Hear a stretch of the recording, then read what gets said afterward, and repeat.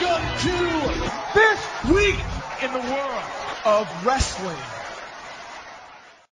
Welcome to TWitWoW, the best wrestling podcast made for wrestling fans, by wrestling fans, on the web today. I'm John, that's my cohort in commentary, Ashton, and this is our Lucha Underground review. I gotta say, another solid episode of Lucha Underground. We got some storylines progressed, some matches made for next week that I'm very eager for, and just the mystery continues to build around the temple. I really enjoyed this episode. Ashton, what did you think of it? Yeah, this was another fun episode. They actually put a surprising amount of time into building and the match itself, Alberto El Patron versus Texano. Yeah, and I gotta say, in my estimation, it paid off. I thought it was a very fun main event. We'll talk about that a little bit later. For now, let us get right into our first segment, Heat of the Night. And I don't have any heats of the night tonight. Again, nothing really bothered me about this show. I enjoyed it. So, Ashton, do you have anything you want to kind of lay out there?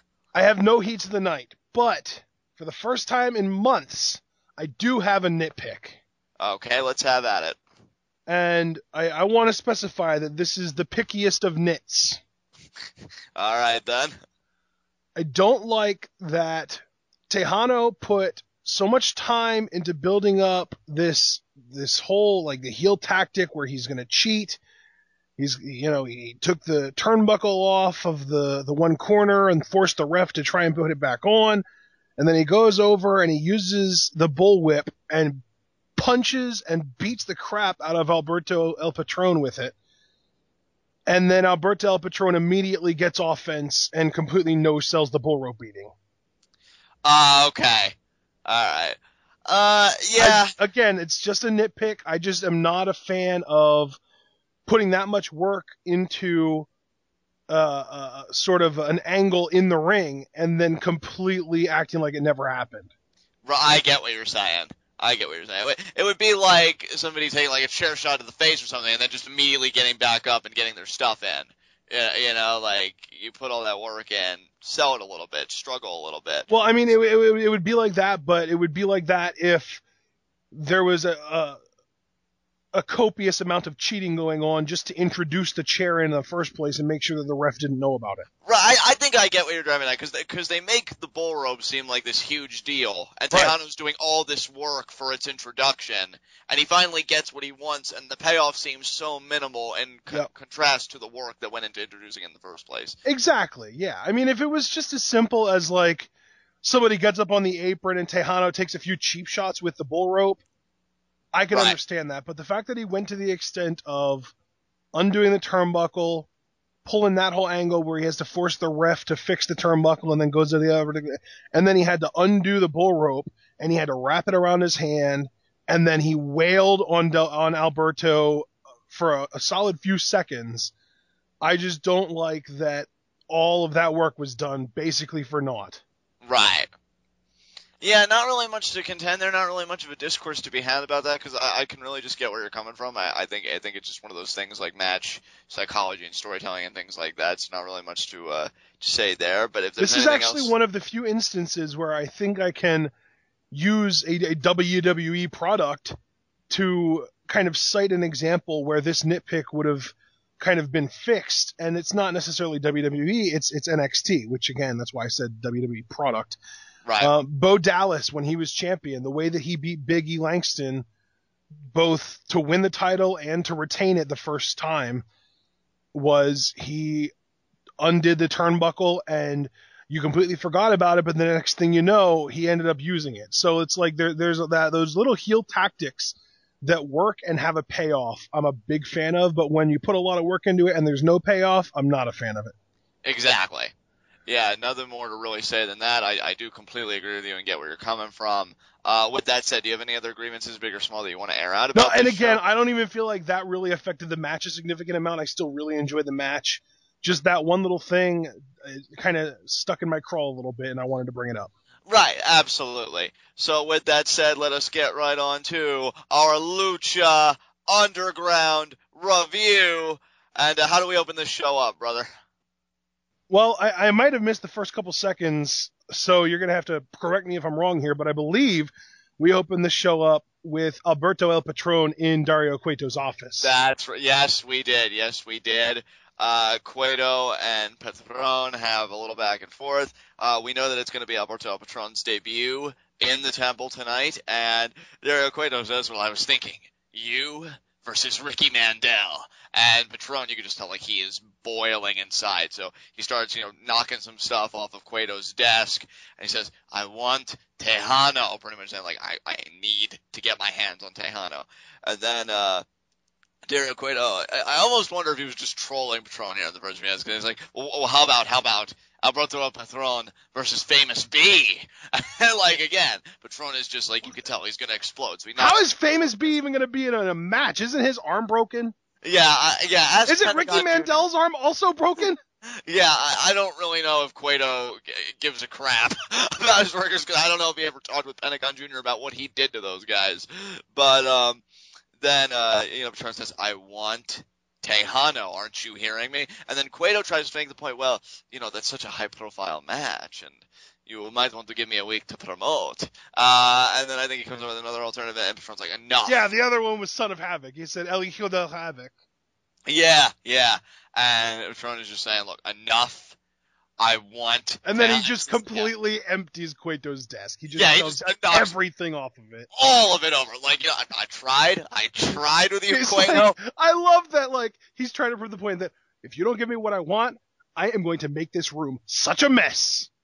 And you know who's going to have to clean that shit up? Not me, Cueto. Yeah, I love it. It's like, just so good, because he's like, I just imagine if Cueto would have kept going, he would have, like, emptied out the filing cabinets and flipped over the desk. Like, I just imagine he would have gone so far as far as wrecking the property goes, but I don't think he would have actually put his hands on Cueto.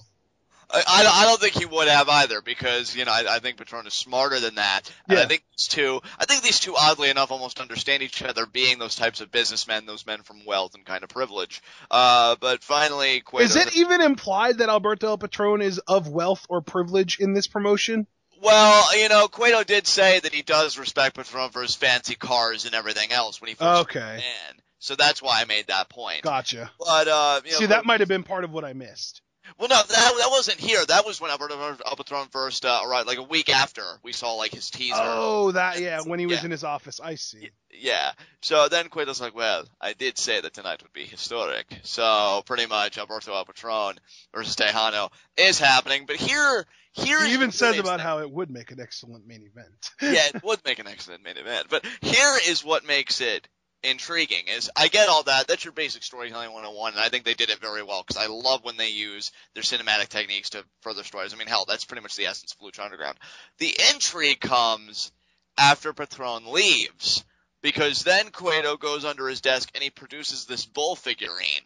A red bull.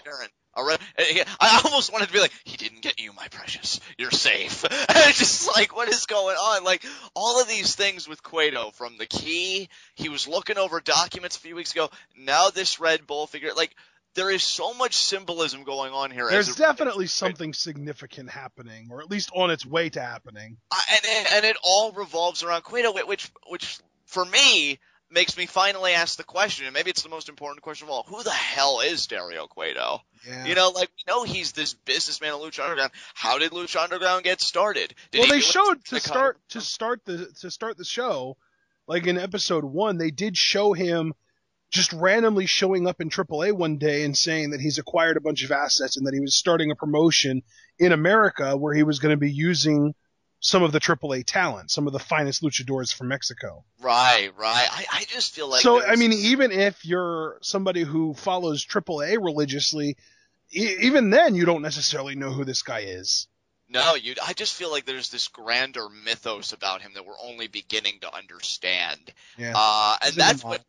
Yeah, I mean, I think that's what makes him such a compelling heel character, because he could be so one-dimensional, right, and just be this prick, like, oh, these guys are in my temple, I don't like them, or this and that. And he does. He does have that facet to his personality, but I think, first of all, he's so good at it.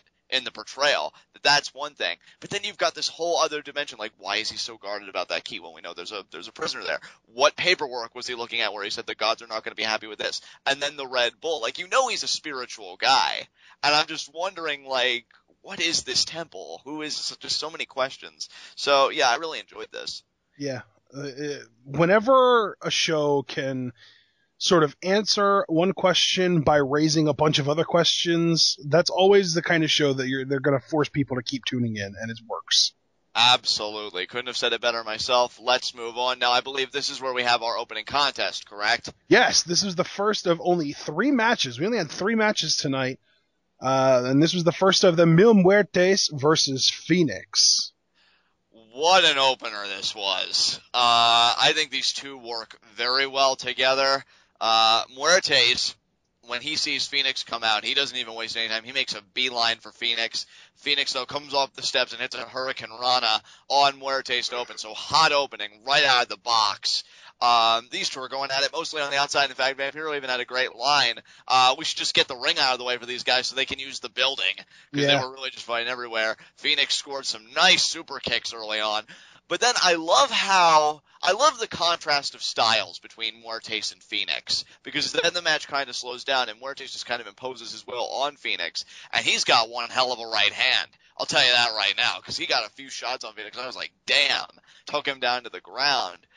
But I really just feel like this is a great back and forth matchup. I mean, what did you think of it, Ashton? Yeah, I really enjoyed this matchup. At one point, it almost looked like Mil Muertes was going to attempt a suicide dive. Did you notice that? I didn't notice that. That was a good catch by you. It looked like he was going to attempt a suicide dive, but then before he even had the opportunity to hit the ropes on the opposite side of the ring to come back and jump over, Fenix was in the ring. He jumped in and nailed Mil Muertes with a freaking cutter. Yeah, that cutter was a thing of beauty. These guys went hard at each other. And you know what? This match should have been that competitive. I know we love Muertes because, he is this monster and this and that, but A, Catrina's not with him, so just like the match he had with Chavo when Catrina wasn't there, he's going to be weak and he's going to be out of sorts. And B, Fenix has actually beaten Muertes, so there's going to be more of a competitive edge with a man that's beaten you and gotten in your head a little bit. So I really liked how competitive this match was. And then you have Catrina come out at one point. She's descending the stairs. Actually, a Catrina chant gets going. So I really like that. She seems over with the temple, which is cool. These two guys keep going back and forth. But then the final few moments of the match, I'm like, wow, Muertes. I wasn't expecting that because Fenix is on the top rope. But then Muertes gets up. He ascends the ropes, and he just throws Fenix down. I don't know. It's like he grabs him by the throat. I don't know, does some kind of toss or something. I don't even know what he did. It was like the craziest looking thing. I don't even know how to articulate it. But Fenix was out after that. And then Muertes, because he's like, no. It ends on my terms. Throttles Fenix by the throat and hits the flatliner, and then he pins Fenix. So Muertes wins this series of matches, which I think was the right decision, because I think you need to keep the idea going that Muertes is this monster.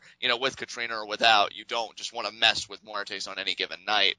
So after that, he looks to Catrina, who we know, has the stone as well as part of the whole, Muertes emerging from the rubble, the earthquake that killed his parents. She's got the stone, and he tells her, you get in here and you lick his face. So we've got like a little redo from Chavo 2 weeks ago, and she's on the apron, she's shaking her head. No, she's not going to do it. Well, Muertes is just like, sick of your crap, and he goes over, he throttles her by the throat, both ends, pulls her in.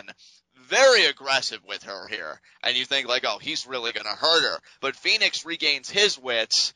He grabs the stone and he clocks Muertes in the head with it and pretty much takes him down and out. Can I just say I love the psychology of this? Absolutely. I love the psychology of this entire storyline. No, normally when I say psychology, I mean in-ring psychology, where guys do stuff that makes sense.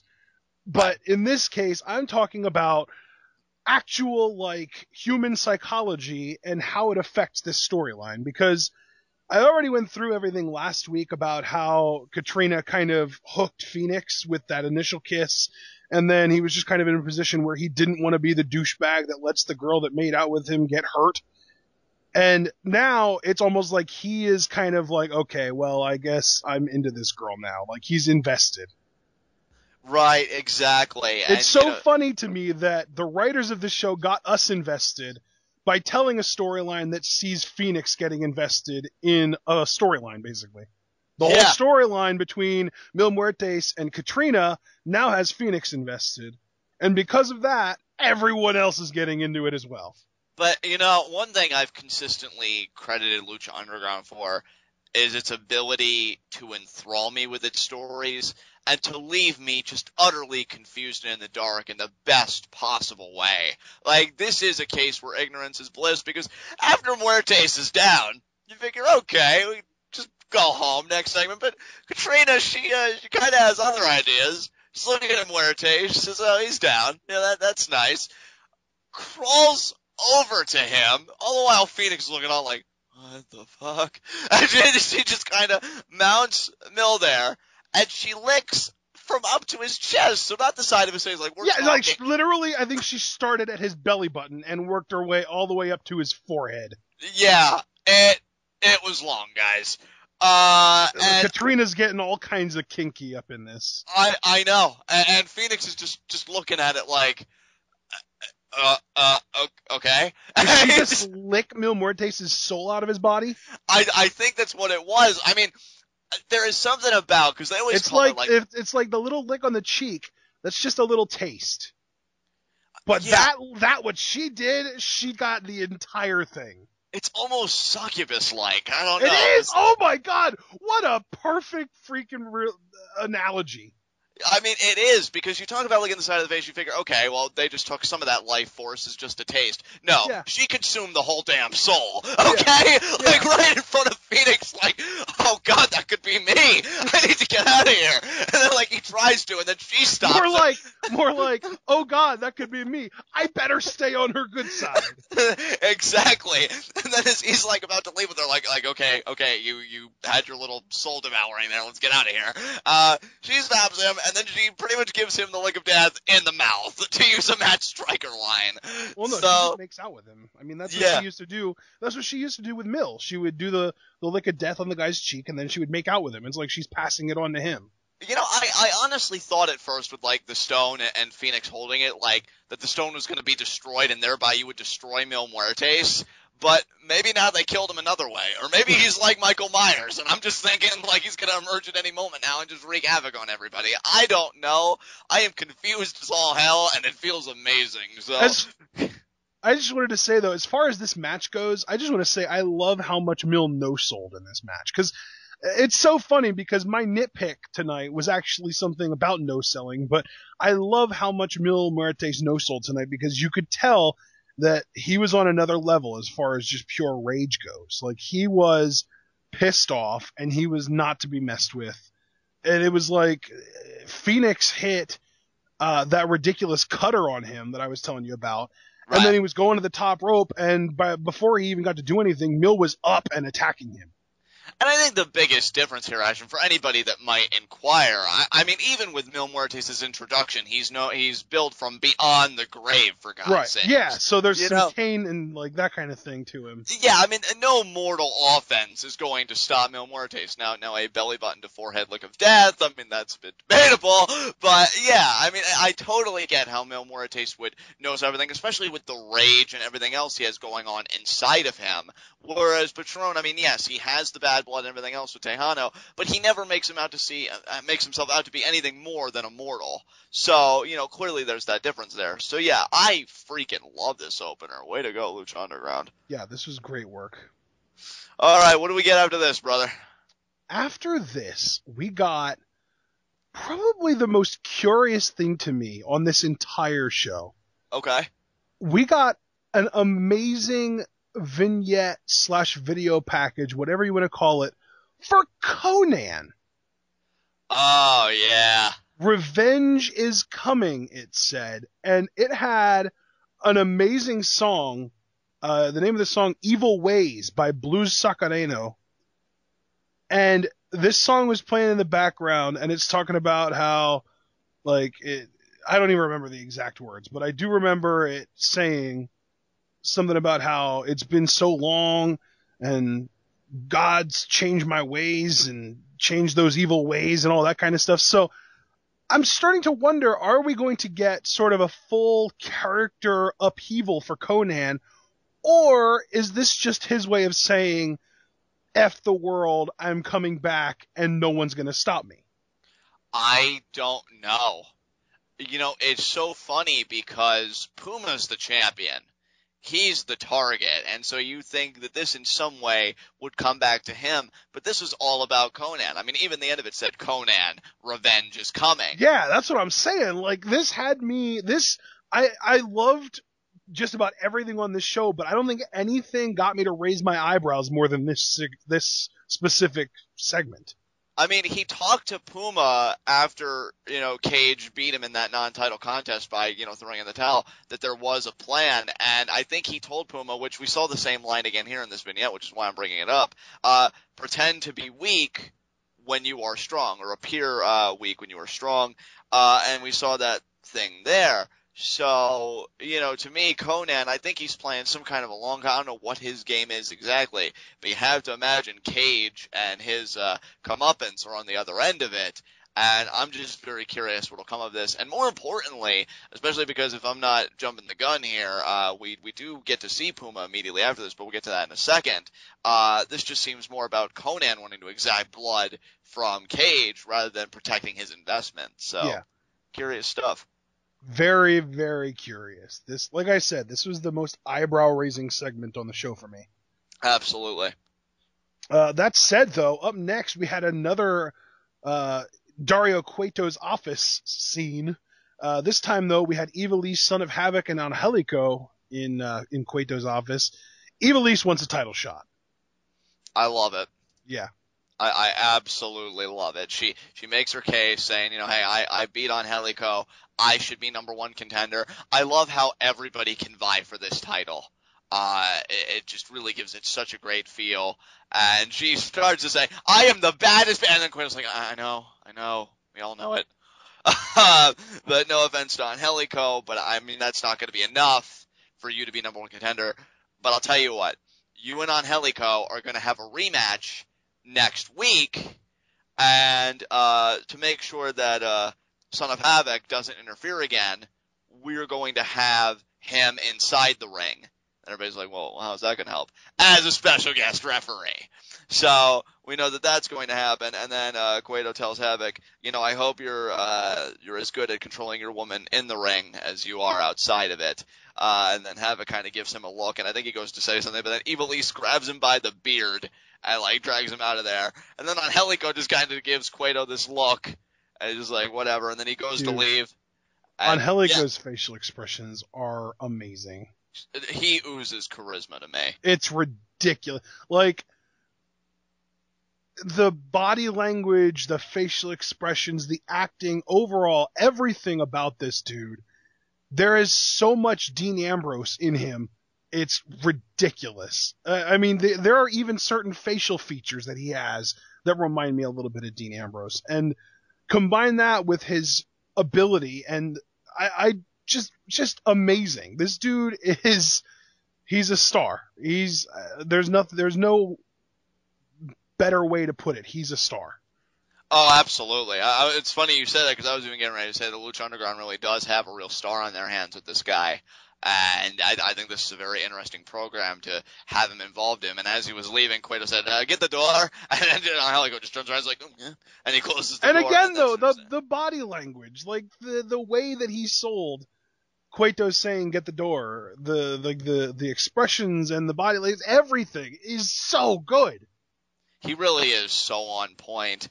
Very intrigued about how this rematch will unfold, especially given that Angelico may be somewhat smitten with Ivelisse a little bit. He was quite playful with her in their first encounter, and we know that there's tension between her and Son of Havoc, and Son of Havoc clearly does not like Angelico, so you've got all these combustible elements. You got to wonder how Son of Havoc is going to officiate next week. And more importantly, I mean, again, I do have to say, I really appreciate that Ivelisse has these big ambitions, and I won't even say unrealistic, because I'm believing in the temple anything is possible of being number one contender. I mean, we were just talking about in our last episode how Sexy Star, I feel like, could be groomed for that spot one day, as I put it. And I don't want to sleep on Ivelisse either, so we'll see what she can do. Yep. It's very interesting stuff.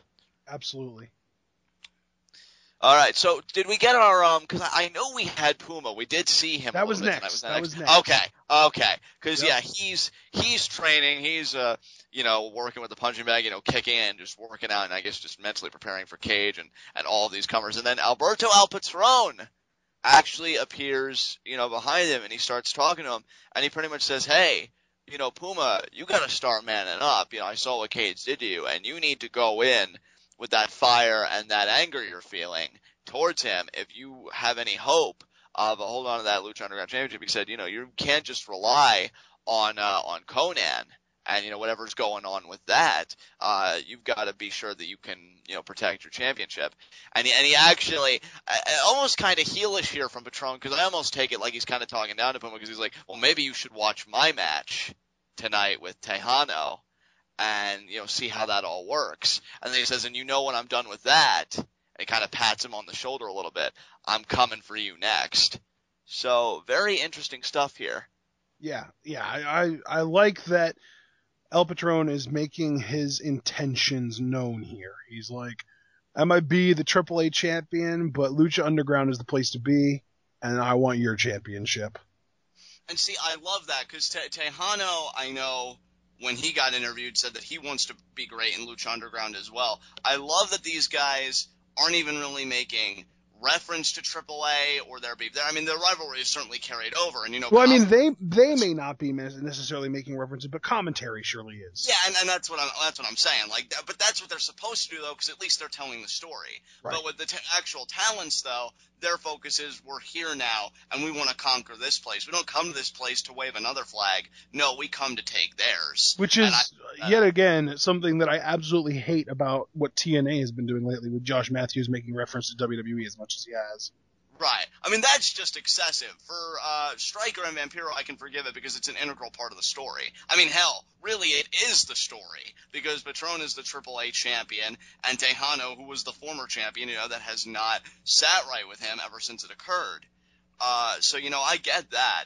And I just love that Patron is just telling Puma, you better watch yourself, because I'm coming for you next. And if you're Prince Puma, you've got to be a bit peeved, because now you've got this crowd of classic contenders. Yeah, I mean, we're talking about Mil Muertes, Big Ryck, Johnny Mundo, King Cuerno. Now you want to add Alberto El Patron. Don't forget about Ivelisse and Angelico. I mean, it's a crowded class of contenders, man. If you're Puma, you're like, I don't even have a championship to show off. And the crazy thing is, I left out the biggest threat to his title of all, Cage. Yeah, the guy who dismantled his championship to begin with. I mean, Puma has got to be so fed up. I would not blame this guy if he just snapped on somebody face or heel and just beat the crap out of him. I mean, how much can one guy take again? Kind of like what frickin' Sami Zayn did that one time to Ty Dillinger, poor guy. Yeah. Pretty much like, get the hell out of my ring. But at least Sami Zayn had a title to show for it. Puma, you wouldn't even know that he was world champion because he's got no title. So, and that's another thing, too. Well, he has no belt. He's still got the title world champion. He just doesn't have the belt that proves it. Yeah, and that's got to sting, though, because Cage destroyed it. And yeah. I just wonder what Cueto's coming up with over a backup plan. Very curious to see the new Lucha Underground Championship when it gets unveiled. But yeah, very interesting, because I think Puma and the world title, they're just on a collision course. I mean, the classic contenders is so crowded. So we'll see how it all shakes out. Absolutely. All right, up next, we had Big Ryck versus Sexy Star, a match that got set up last week, where the winner gets a 3-on-1 match versus the crew. Because, yeah, that's a great freaking reward.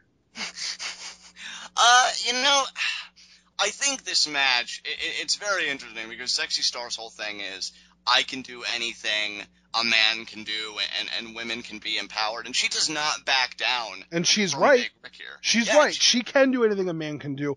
Difference is, most men can't do what Big Ryck can do.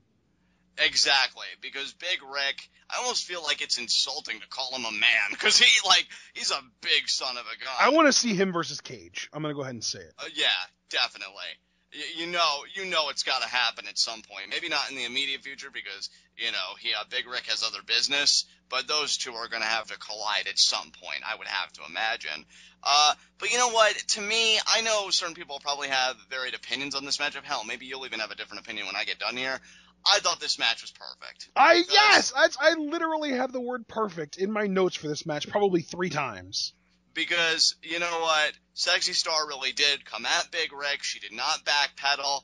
He, at one point, did lose his cool. He tried charging at her. That didn't work. She got a cross body. That was probably the height of her offense. But he pretty much just throws her off, literally throws her off. You could even tell, I think Sexy Star was a bit intimidated, and I like that because the crowd's blowing her on, but she sees what she has to overcome here. And she gets back in the ring at the count of 9, and she decides, well, I'm going for it.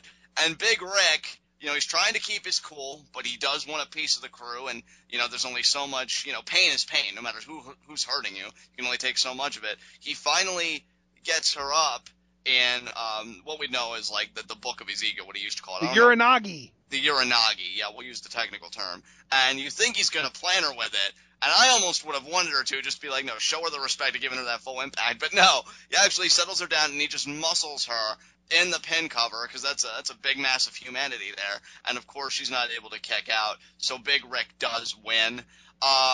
I think the only reason why it makes it so perfect is because Big Ryck is a babyface. I mean, even if you want vengeance, it's not so babyface-like to really hurt somebody like that, but at the same time, it is Sexy Star, and I feel like... I mean, if we're being honest with ourselves, if he would have given her the full impact of that Uranagi slam, there would have been people questioning, did he just turn heel again?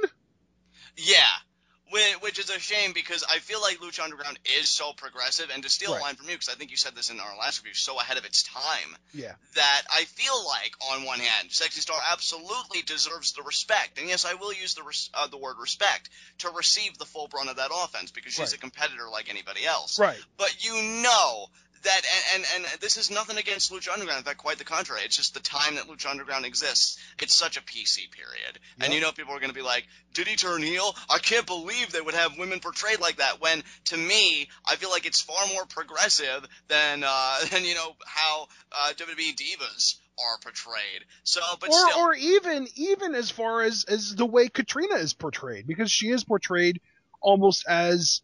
Well, I mean, granted, she obviously has her own agenda and she's just manipulating men in order to do it, but at the end of the day, she is in the situation that we were presented with earlier and last week or 2 weeks ago or whenever it was the most recent time we saw her, Mil Muertes and Fenix, as a little bit of a damsel in distress. Right, yeah, absolutely. So, I feel like Lucha Underground did the best they could in this situation. Hell, I give them credit for tackling this situation head on and even making this match. So I'm telling you, man, I love that Lucha Underground has a very small female roster. I mean, not counting Melissa Santos, because she doesn't do any kind of in-ring work or anything like that. We've got Sexy Star, we've got Ivelisse, we've got Catrina, and we've got Angela Fong. That's all that I know of right now. And all of these women have different roles. And they're all part of, in their own way, intriguing stories. I mean, you just heard me talk about... I really wanted to point out the different roles, though, because you've got Ivelisse trying to challenge for the freaking world championship. She is sort of the badass of the group. You've got Sexy Star. She's the fan favorite who is sort of fighting that uphill battle. You've got Angela Fong, who is like the badass samurai ninja mystery warrior thing. I don't even know what to call it. And then you've got Catrina, who is the more traditional female. But on that same note, and when I say more traditional female, I mean in pro wrestling. She's kind of portrayed as what women were portrayed as in like the 80s, 90s. But she goes a step further than that, because she's also portrayed as extremely manipulative and able to get what she wants through the manipulation of men. Yeah. I love it, man. It's great stuff. It's great, yeah. We think the same stuff so much, and I think that means that it's closer to being true when more than one person thinks the same thing. Absolutely, and I'll tell you what the crew had on their mind. They wanted to get the jump on it because, you know, after the matchup, you see the crew, they make a beeline for the ring, and they start beating down Big Ryck, but Sexy Bunch Star... of thugs. But yeah, a bunch of thugs. But then Sexy Star, because she really wasn't mauled by Big Ryck, she had some fight to give, and she tries to fight off the crew. And it's funny, what I just said about, you know, Big Ryck should have given the full impact, maybe it was better for the crew because they are absolutely heelish, and they don't care. So they end up laying her out with their double team finisher, the Flapjack Lung Blower combo, which was great. And it looked devastating, which is great. Yeah, it did. And again, I love it. I love that they're like, no, we got a neutralizer. Screw this whole woman crap. What is this, the 60s? Ice her now. And, you know, they do. And it's awesome. It's funny you say 60s, because I was actually thinking 20s, so... Yeah, I mean, you know, it was a long climb, my man. But, yeah, wow, yeah, I mean, sad but true. But, you know, then they've got, like, Big Ryck restraining the corner. And they're trying to put out his other eye. I love the... Get the other eye! Get the other eye! It's like Seth Rollins when he was like, get him up, we're gonna do the exact same thing! The exact same thing! And they get the cane, and they're gonna put out... the other eye, the left eye, and Big Ryck's like, oh, hell nah, and he just boots him in the face, gets the other two crew members, like, he throws them in the ring, you know, using his arm strength because they had him grabbed. I know, and that was so cool, because there was one on each arm, and he still had the strength to throw him into the ring. The booking of Big Ryck, I mean, this is how you book a You know guy. he's working flies 3 times a week. Yeah, definitely. I mean, just absolutely ridiculous the power this guy has. And I just love his portrayal, because you know that this guy isn't going to be that technical aficionado putting on this, oh my god, 5-star match kind of guy, but he's so entertaining when he can just go and wreck shop. This is what he was meant to do. Hits a double clothesline on 2 members of the crew, and he goes to hit a Laird on the 3rd one, but he makes a beeline for it because it's like, oh, hell no, I want to live. And that's pretty much how that all plays out. So yeah. It was great. I loved this segment. I love the way they handled the booking of Sexy Star. I love the fact that Big Ryck is a freaking giant and a killer and a beast. Just everything about this was perfect, in my opinion. Yeah, I just feel like, dude, Lucha Underground's confidence continues to grow because, I mean, they face this head-on, booking this intergender matchup with these... I couldn't tell. Did you say confidence or competence? Confidence. Well, actually, both. I was going to say, yeah, because I would agree either way, but I just want to clarify for our viewers. Yeah, I'll say both, actually, because they have the gumption to book this intergender matchup. Right. And then they book it to perfect. I feel like with any other promotion, it would have fallen apart. But I feel like these guys, not only did they execute it, they've got me interested now, which I would have been regardless, even if they took a different route. And Big Ryck taking on the crew 3-on-1, and I don't think Sexy Star's role in this story is over either, because she's not going to go quietly, I don't think. In any other promotion, this match would have had some kind of a wonky finish, a disqualification or a count out or something like that. Yeah, and hell, you know, in our last review, I even called that happening. I said, I think the crew is so terrified of Big Ryck, they'll come in and they'll give Sexy Star the victory by DQ because they'd rather face her 3-on-1. See, but that's just because you've gotten so sullied by WWE's booking style. Yeah, and I mean, you know, I'm just trying to think. This isn't Kane versus Stephanie McMahon. This is Big Ryck versus Sexy Star. And that's just it, though, because here I am looking at it like, okay, well, the crew, they're scumbag heels, you know, 1 + 2 = 3, Pawn to King 4, all that stuff. And they're like, no, screw that. We're doing it, man. And I love that they're not messing around trying to get to Big Ryck versus the crew. We're getting it, man. It's a straight road. I love that Lucha Underground isn't playing games. Bring on this matchup, man. I can't wait. Absolutely. That said, though, do you want to move on? Yes, definitely. All right, we had an Alberto El Patron video package. This was really good stuff. He kind of explained his origins, explained that he's held every major title in North America, and that he's the first luchador ever to do that. And he goes as far as to say he wants to conquer America, but on his terms. Yeah, I love that. Yep. I loved how he just told his whole story. I love that he referenced WWE multiple times without actually using any terms that directly relate to WWE. So smart, so smart. I don't know if that's him and Lucha Underground like working together, or if that's just his own competence shining through, but regardless, That's how you do it. Yep. Because this is Lucha Underground. This isn't WWE. Take a note, Josh Matthews, you scrub. God, I hate his face. But, you know, it's like Lucha Underground is its own identity. It should be respected as such. I don't want to hear about any other products for that hour that I'm watching Lucha Underground. Because if I'm watching you, that only means one thing, and that's that I care about what you're doing. If I cared about what other people were doing, guess what? I would have been watching them. So I think that's very smart. Yeah, if you need to use another promotion to build the credibility of somebody in your promotion, then that means that your promotion doesn't have credibility. Exactly. Major red flag. Beautifully said. And we go to this matchup, and here's Can I just say, I love that this match was completely different from anything we've ever seen in Lucha Underground before. This felt like and I'm going to say it, this felt like a WWE pay-per-view main event. But it happened on an hour-long episode of Lucha Underground. It was 15 minutes long, and it was great. It was. It absolutely was. And I don't want to speak for you, Ashton, but I do want to reference something that you said, because what I loved about this matchup was that, because I remember we did the ROH, 13th anniversary show live reactions recently, and you said that, we've seen Alberto compete so many times, and we know kind of how he works with, let's work over the arm for 10 minutes, get the arm bar, whatever. I didn't see any of that. I felt like he approached this match completely differently from what we've seen. I think that the real difference is that he's a babyface. Yeah. Because I feel like that is what he does when he's a heel, and now he's a babyface, and not only is he a babyface, but he's sort of like that legend status, beloved by everyone. I would even go as far as to say that he's like the borderline Hulk Hogan of Mexico right now. Yeah. And you know what? I think he knew who his audience was, because while ROH was still really like a state promotion in this and that, and Lucha Underground 2 is in America, but it's that Latino market. And I think, that offense, we saw him do a Hurricane Rana at one point, a dive, so he really was engaging in that Lucha Libre, which you should, because it's Lucha Underground. But you know what?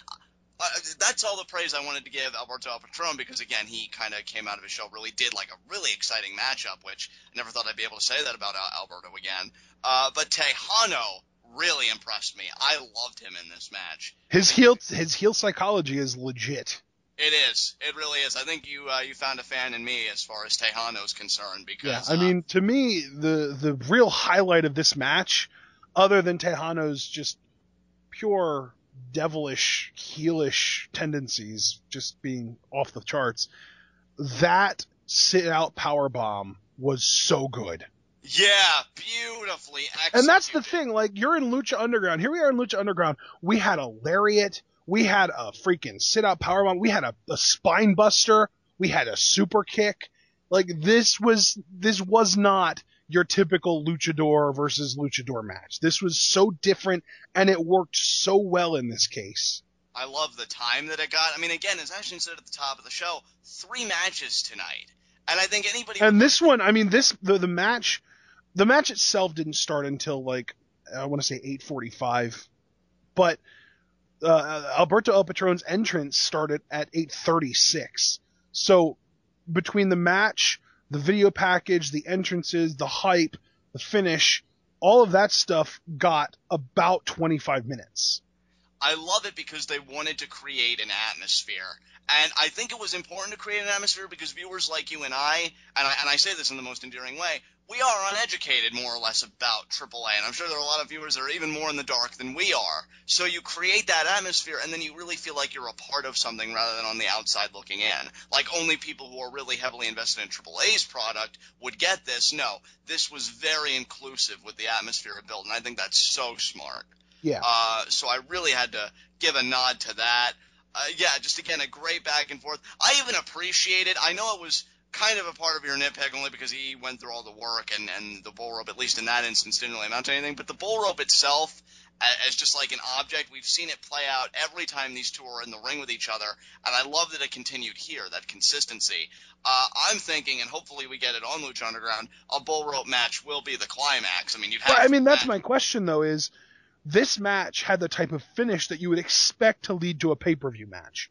But right. Lucha Underground doesn't do pay-per-views, so it makes you wonder, when are we going to get a more conclusive finish between these guys? Right.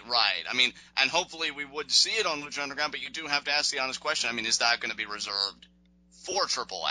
And I don't know how I'd feel about that, because you and I had the conversation, like, we don't want Lucha Underground, because it's so good and it's so organic in its own identity, we don't want it to be some glorified advertiser for AAA. I mean, that would kind of... you know what, dude?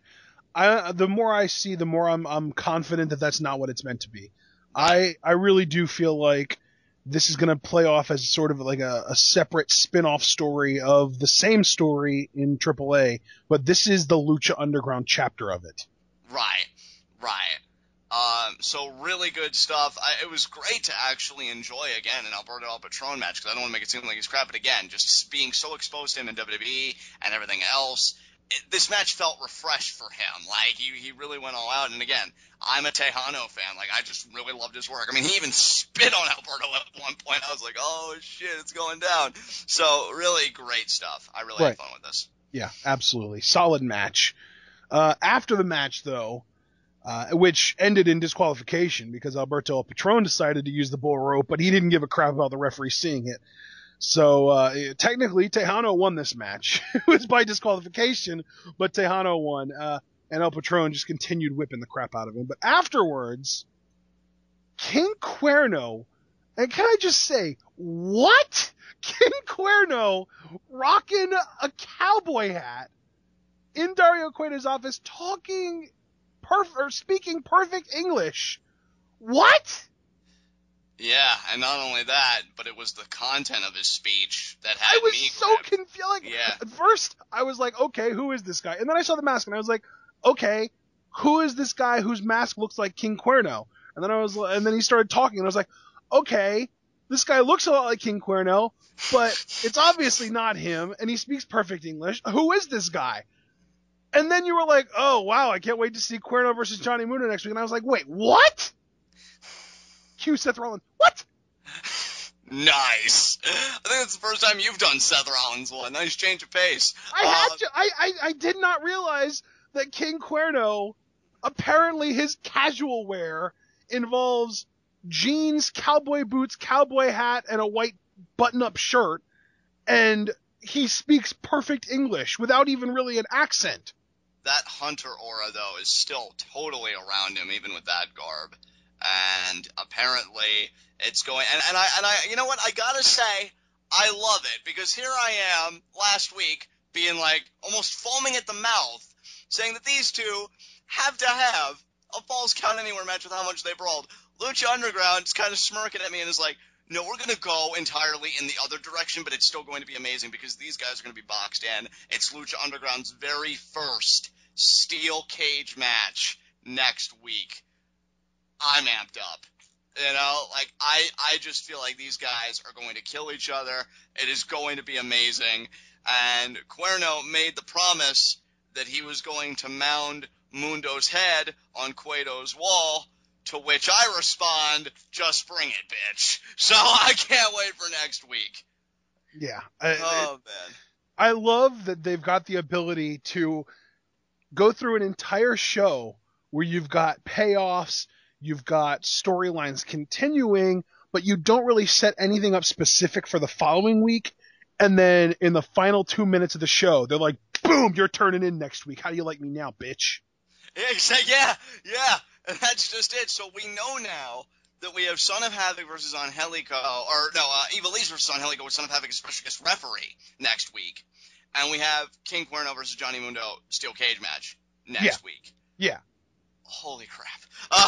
So yeah, love it. Been loving this rivalry between Cuerno and Mundo. Cuerno is just a phenomenal worker, and I love it. We know that he speaks perfect English. And you know what, too? I think for you, and I don't want to put words in your mouth, but I think hearing Cuerno speak like that for the first time was on par with when Muertes spoke for the first time, because it was such a shock to your system. Yeah, I love how little talking the actual wrestlers do in this promotion, because then when they finally do talk, even if they don't necessarily have like a crazy aura around them, like what Mil Muertes had until he spoke, it's still a big deal when these guys speak for the first time. I love that their words are never wasted. They only speak when it matters. Yeah. You know, I feel like so often you cut a promo, and it's not even necessarily that the promos are bad, but it's just like, you're saying X, Y, and Z. You're not really doing anything different. Like, oh, I'm going to kick that guy's ass, or, oh, I do this for the people. And, like, no, every time a person in Lucha Underground speaks, is either out for blood, it's in negotiations with Cuerno, but there's always some kind of stake to it. There's always some kind of, thing at the end of the line. And I love it, because with Cuerno, he's pretty much just saying, this cage match is going to happen. I'm going to mound Mundo's head on your wall. I love it. No words are wasted in Lucha Underground, and that's pretty much how I want to wrap that up. Have you ever imagined the idea of a Johnny Mundo head mount? No, and I'm hoping it doesn't happen, because I would really prefer not to cry after a Lucha Underground product. So yeah, I'm looking forward to next week. All right, with that being said, let's move on. All right, high spots and low shots. Oh man, let me think. You know what? I'm gonna say my low shot is Sexy Star. Yeah. Because, she Makes didn't get her hands on the crew. She did lose to Big Ryck. And even when she did try and get a pound of flesh in the post-match, because they were gunning for Big Ryck, she got laid out with their finisher again, the Flapjack lung blower, and she just got laid out. Again, I personally believe it's not the end of her story. I'm not even going to insult Lucha Underground by speculating what involvement she may have, because every time I do, they prove me wrong in the best possible way. But I don't think we've seen the last 6 stories. Oh, they have to have a Falls Count Anywhere match. Laugh is exactly what they had at the office. It's like, he doesn't even John thinks know. we're going to go in direction A. Let's go in direction, not B, not C. Let's go in direction, Z instead. Literally the exact opposite. Hey, Ted, you gotta hear this. Listen to this review. This guy asked for a Falls Count Anywhere match. What a mark. And they just laugh. And I cry. Happy tears. But, Sexy Star is my low shot, but more importantly, who is your low shot? My low shot has to be Mil Muertes. Oh, God, yes. I mean, he won his match, but he lost his soul and his girl. Oh, God, what is happening? Oh, man. I should make my low shot Catrina, though, because she has a mouthful of sweat. Oh, God. Oh, Jesus. It's horrible to think about, isn't it? Yeah, why'd you put that image out there? Why? I mean, we keep making the Mortal Kombat references. That was some Shang Tsung shit right there. Is it possible to work a lick, I wonder? I don't know. Because if that's the case, Catrina has the best worked licks in the business. That's almost like a Zen riddle almost. I don't even know how to answer that. But, I really do agree with your low shot and how we got there. So, moving on, my high spot, you know what, I'm going to say this, my high spots, screw it, I'll go the obvious route. I'm going to say my high spot is Alberto El Patron. I thought you were going to go with Texano. You know what? Here's why I didn't, though, because it was Alberto El Patron who was the aggressor in getting this match to begin with. Right, but you did say that El Texano made a fan out of you. That's true. Plus, he won the match by technicality. He won the match by DQ, but, dude, he got an ass whooping. And, Alberto El Patron, to me, he was out to get a piece of Texano. That's what he wanted. Nowhere in his language did he say, I'm going to win my match over Texano or this and that. I think he only wanted that match to get in close proximity with him to beat the living crap out of him. And he did with that bull rope. So to me, he had a good day at the office because for him it wasn't about the W or the L. It was just about getting that pound of flesh, and he did that just fine. So Alberto El Patron is my high spot. So to wrap this baby up, who is your high spot? My high spot is Big Ryck. Oh, yes. Because not only did he win his match, but he avoided having his other eye put out, and he dominated the crew 3-on-1. Yeah, he did. It's really, once he pumped up, once he hulked up, it was over. Yeah, I love it. I'm telling you, this is how Big Ryck works best. Again, he's not going to be that guy that, the IWC, technical this, that, and the other. Let him maul people. Let him be a powerhouse. That is where he is so good. And, I loved it. I love that Lucha Underground had the confidence to put all this in place, and the execution was perfection. And the crew better watch themselves, man, because Big Ryck, he's coming for blood. 3-on-1, 30-on-1, it doesn't matter. Big Ryck's coming for vengeance, and I think he's going to get it. Absolutely. So, anything you want to say before we wrap this baby up? Close it out, baby. All right, guys. This has been Lucha Underground. This has been TWitWoW, the best wrestling wrestling podcast made for wrestling fans, by wrestling fans, on the web today. I'm John. That's my cohort in Commentary Ashton. Guys, be sure to comment and subscribe on YouTube. What did you think of Lucha Underground this week? What in the hell is going on between Catrina and Fenix? Who do you think is going to emerge from the cage victorious between Johnny Mundo and King Cuerno? Be sure to take the conversation over to Facebook, on TWitWoW, a great pro wrestling group, some of the most amazing people you'll ever meet. And don't forget to interact with us on the TWitWoW subreddit that Ashton created. I think that would be really cool. We're trying to get that started up for more personal fan interaction. And we will see you again for our NXT review, where Sasha Banks will defend her NXT Women's Championship against Charlotte in the main event, and she'll do it like she does everything else, like a boss. Until then, tune in. Peace out.